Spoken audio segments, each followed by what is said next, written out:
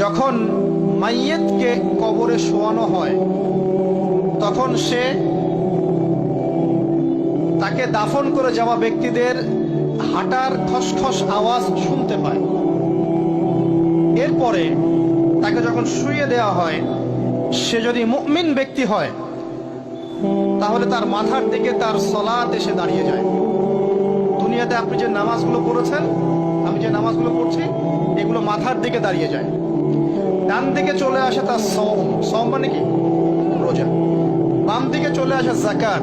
তারপরে পায়ের দিকে চলে আসবে তার আত্মীয়তার সম্পর্ক রক্ষার ইবাদত, তার এই যে অন্যান্য দান সদকা, তার নফল আমল, তার তাসবিহ তাহলিল, তার কোরআন তেলাওয়াত ইত্যাদি পায়ের দিকে চলে আসবে। এখানে একটা হাদিস এসেছে, সূরাতুল মুলক যে ব্যক্তি রাতের বেলা তেলাওয়াত করবে, কোন সূরা ভাই? তাবারাকাল্লাযী বিয়াদিহিল মুলক ওয়া হুয়া আলা কুল্লি শাইইন কাদির। এই সূরা যে ব্যক্তি রাতের বেলা করে তেলাওয়াত করবে, ইনশাআল্লাহ সূরা মুলক কবরে তার সাথে থাকবে এবং কবর আযাব থেকে সূরা মুলক তাকে বাঁচাবে ইনশাআল্লাহ। আমি বুঝাচ্ছি যে কি অবস্থাটা হবে।